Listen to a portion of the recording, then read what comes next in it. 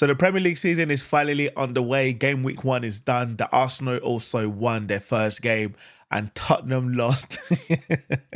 I enjoyed that game last night, obviously being an Arsenal fan. Jamie Vardy obviously had to come back to the Premier League to remind all the Spurs fans how many Premier League trophies they have. Or don't have. 0. You've got to love Jamie Vardy, you've got to love all the banter, but yeah, I'm an Arsenal fan.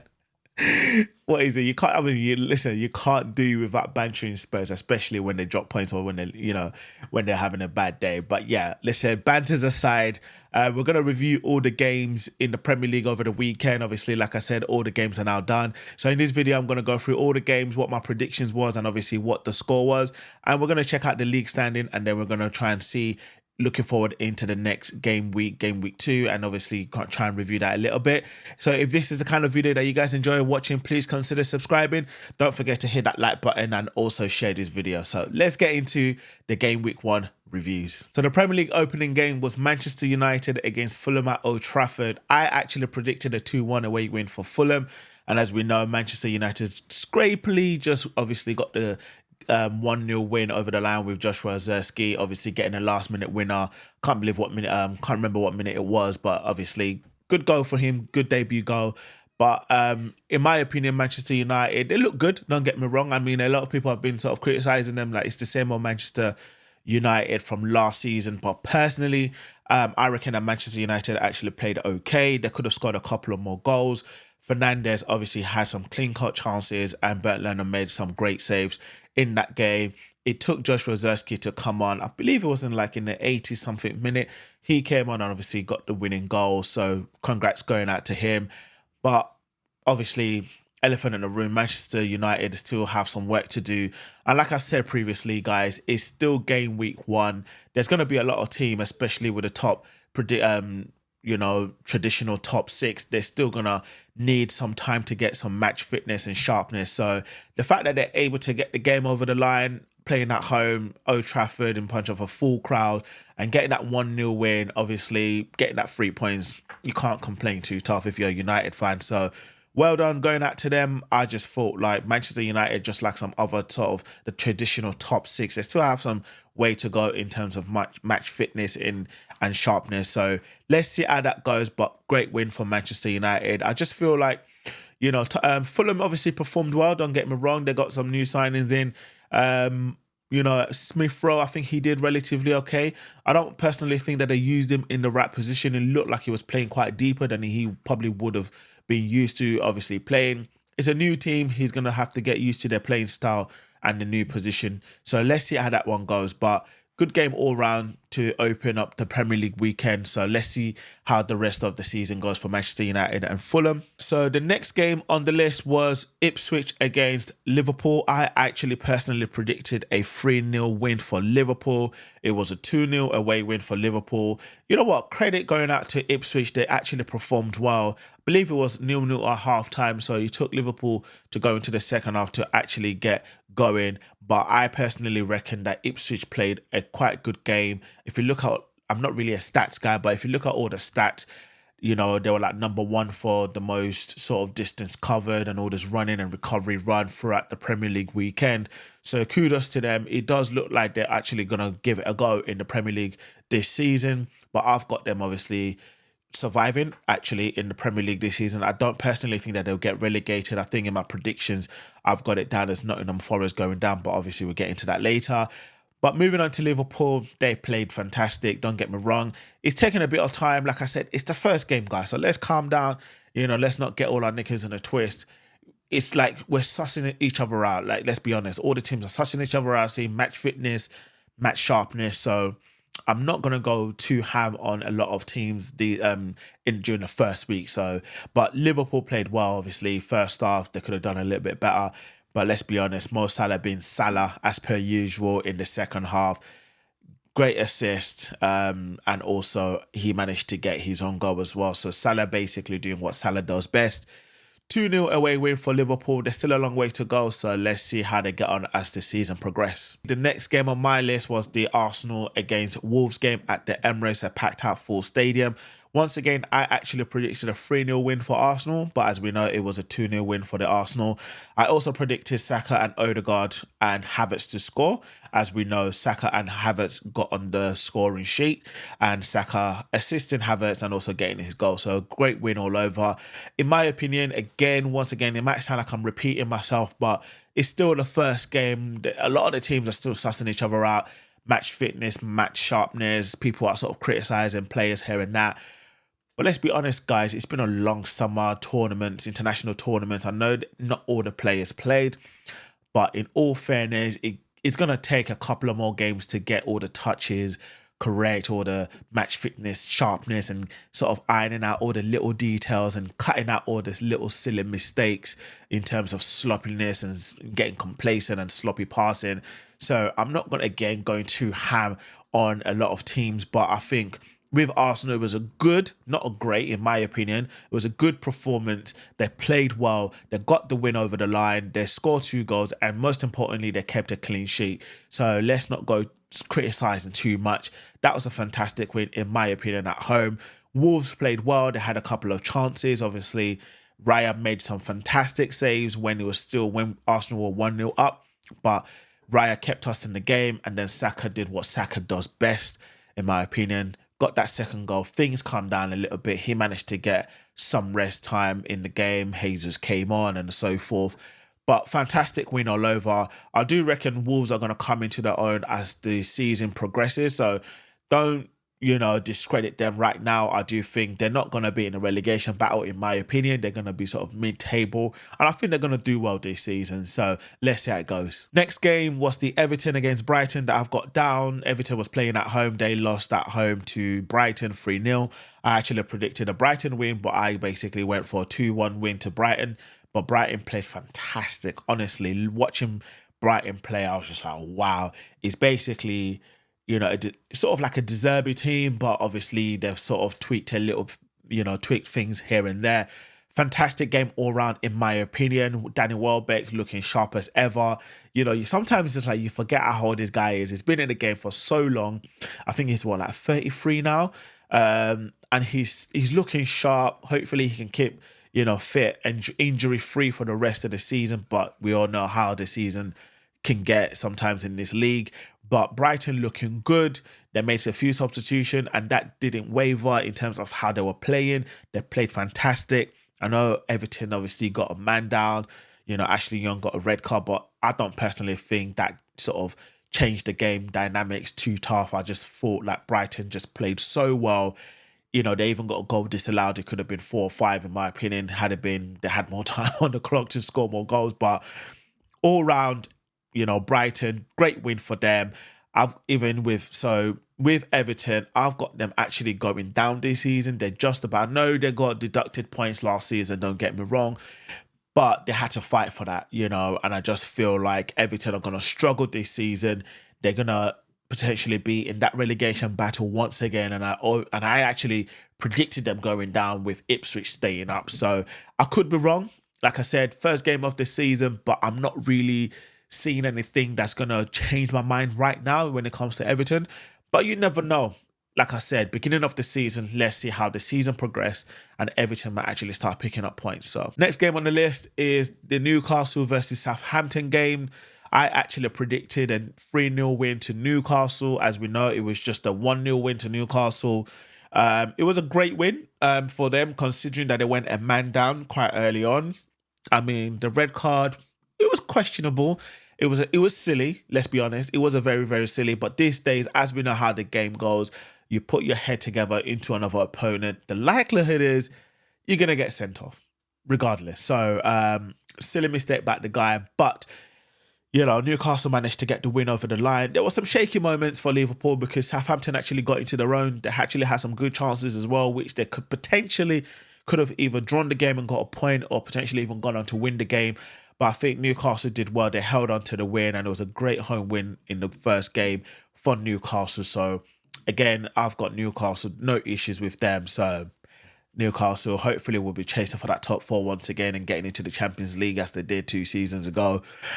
With Southampton, I've actually got them to go down, unfortunately. And I think the majority of people I've got Southampton to get relegated, unfortunately, but they did look good. If they can add a few more additions to their squad, maybe they might potentially stay up. But I do reckon they're going to be in that relegation battle once again, unfortunately. So, but yeah, you just never know. So let's see how the season progresses with them. Next game on the list was the Nottingham Forest against Bournemouth. I predicted a 3-1 win initially for Bournemouth. However, obviously, as we know, the game finished 1-1. Just before I go on, I just want to wish Danilo best, all the best. Hopefully he makes a good recovery.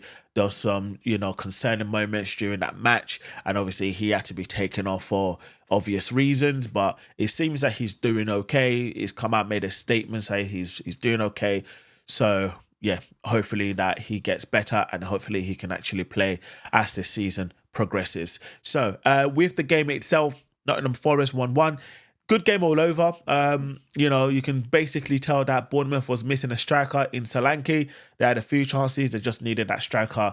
Obviously with Solanke, obviously having gone to Spurs now. But they've made a signing, but obviously he wasn't eligible to play in this game. But I think within the next game, they're gonna obviously come into their own. And obviously with all the new additions, they just need to get used to playing with each other once again. And I think they'll be okay coming this season. They got a good manager, he appears to be, but I think they'll be okay. Nottingham Forest, as I said earlier, unfortunately, I've actually got them to go down this season.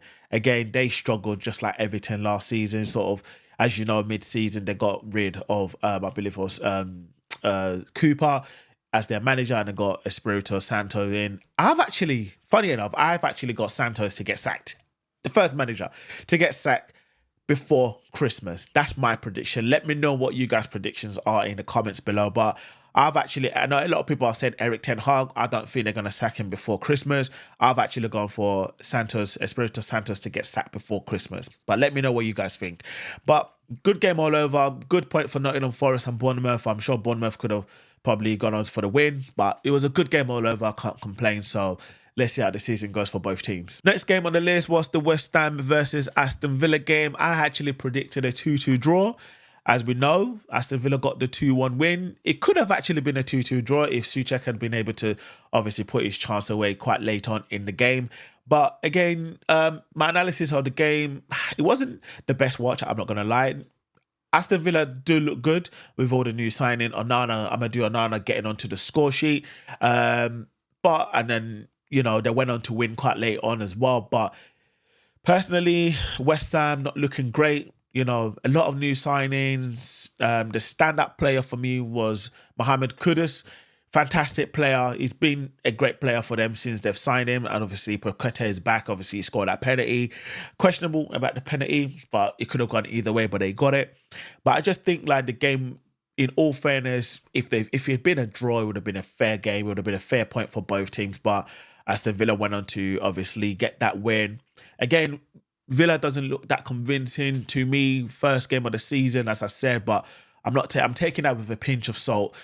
Next game, I'm sure they're going to look a little bit more themselves, a little bit more sharper in their movement, passing, and obviously finishing as well. And basically, same goes with West Ham. I reckon they've got a long way to go, so I'm not going to start criticising them right now.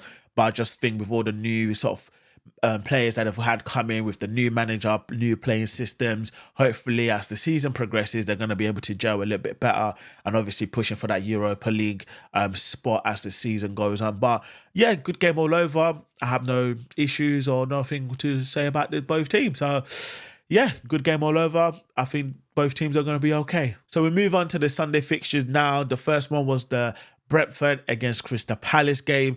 I predicted a 1-1 sort of draw, and obviously, as we know, Brentford won that game 2-1. A bit of contradiction in the game with the Palace goal. Not their actual goal, but when Eze actually scored and the referee blew his whistle just before the ball went in the back of the net.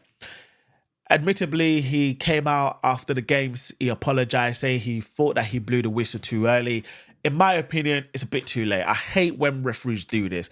PGMOL, you need to get fixed up, because you keep coming out after the games and giving apologies about referee mistakes. You're costing teams. You're costing teams points. You're costing them league positions, which then means, obviously, however much money they get. It's just getting ridiculous now. Honestly, I have to beg the question, what are you guys doing throughout the summer? once the season ends and the season starts, you keep making all these little tweaks in regards to the rule changes, with the handball rule changes, with yellow cards and all this crap. But your referees are not getting any better. You keep promoting all these referees and they're making mistakes because what? They're in the limelight of the Premier League. Honestly speaking, I hate really talking about Premier League referees or referees in general, because everyone always says Arsenal fans always complaining about referees. But in this particular game, it was diabolical. I'm sorry. I'm getting a bit emotional about it because I just thought you robbed Crystal Palace of a goal, you robbed SA of a goal, and these Premier League referees you need to fix up. It's getting ridiculous now. There's a lot of sort of controversials within the weekend, but I'm not going to go into all of them. But in particular, this one, because for me, this would have been a fantastic goal because Eze caught the keeper off this line. Everyone thought he was going to cross it in and he went for goal and he actually got the ball in the back of the net. But what did the referee do? I'm going to stop ranting now. But anyways, Brentford 2, Crystal Palace 1. Chelsea against Manchester City. I predicted a 2-1 win for Manchester City. It was a 2-0 win for Manchester City. Great goals by Haaland. And who else was it that scored? Kovacic scoring against his old team. You should have celebrated, in my opinion. But yeah, Chelsea, are you guys missing a certain type of player? Just saying. Because honestly speaking, I don't want to keep going into Chelsea but what the fuck are they doing? I'm sorry.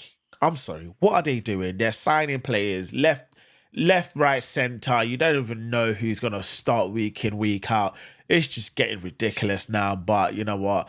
I don't have time to go into that right now. Chelsea are doing what Chelsea does best recently, which is just buying everybody. And I think they're just doing football monopoly. And in my opinion, there's got to be some bloody money laundering going on there because honestly speaking, somebody need to look into it. I won't be surprised in a couple of years and they get about 120 charges against them saying that they've been doing some dodginess behind the scenes. I can just see it coming, but it is what it is. It was a good game. Nicholas Jackson being Nicholas Jackson. Sorry, I had to get that in. He had a couple of chances where he could have scored, but again, he's not clinical. Let's be honest. He's not what Chelsea needs. There's rumours that obviously Chelsea want to sign Victor Osimhen. Let's see how that one goes. They just keep signing players, and the question is just basically, where are all these players going to play? Chelsea, please, stop signing players. But if you want to sign, go. You go ahead. It's not my money. I don't give a shit. But it is what it is. Great performance by Manchester City. Just looked like Manchester City of Manchester City. Let's be honest. They're favourites to win the Premier League, but obviously I do think that Arsenal are going to push them a little bit further than they did last couple of seasons. But yeah, I don't have much to say about City. It's just City being City. So it is what it is. Let's move on. Now, the last game to wrap up the weekend games of the Premier League this weekend just gone was Leicester City against Spurs. I actually had a prediction of a 3-1 win to Spurs. Don't ask me why. But I did. But as we know, the game ended as a 1-1 draw. Jamie Vardy coming back into the Premier League to remind the Spurs fans that he has a Premier League medal, trophy, whatever you want to name it, more than they have. Because let's be honest, if you're going to be able to give some stick, you need to be able to take it. So Jamie Vardy gave it back to the Spurs. So 1-1, good game all round. Spurs potentially should and could have won that game. But you see, in this game, it's all about the very sort of minute details. And if you don't take your chances in this league, the likelihood is you're going to get caught and you're probably going to lose. So Vardy, obviously, they had a chance. He took it. He could have scored again. To be fair, he had another 1-on-1 chance against Vicario. Vicario making a good save, but he could have potentially scored 2 goals. After the equaliser, you can see literally Leicester City's tail was up. They literally went in attack after attack. And it appeared that obviously Spurs couldn't hack it. Is it Pero? He got injured because I don't know why, but he had to come off. And Spurs made a whole lot of changes and just brought along youngsters in. I don't get it. They're trying to be like an Arsenal. All these youngsters who are not Premier League experienced, and they're just bringing them on. And this guy, Ange Postecoglou, saying that normally in his second season is when he starts winning stuff. We shall see about that one. But yeah, Spurs won, Leicester won. Great game all over. Can't complain too tough being an Arsenal fan. So the league standing obviously looks like this, with Brighton at the top, obviously 3 points, 3 goals. Then you got Arsenal, Liverpool, Manchester City, Aston Villa, Brentford, Manchester United, Newcastle, all getting maximum points over the weekend. So that's basically your top 8. And then obviously you go down, you've got Bournemouth, Leicester, Nottingham Forest, Spurs, all getting 1 point, obviously drawing their games on the opening weekend. And then pretty much all of these following teams got 0 points. Then you've got Palace, West Ham, Fulham, Southampton, Chelsea, Ipswich, Wolves, and Everton. So that is how the league standing is looking after game week 1. Let's see how it looks after game week 2 with some big games to go. So yeah, that is the weekend review done with all the games throughout the game week 1. Let me know what games stood out for you guys. What are your predictions for the season? I know it's only game week 1. You can't really tell much from game week 1 in regards to all the teams and all the scores and stuff like that. But which game stood out for you? What refereeing error stood out for you? What player stood out for you? What goal or not goals stood out for you this weekend just gone? Let me know in the comments below. And if you are new around here, please consider subscribing onto this channel, like this video, and most importantly, don't forget to share.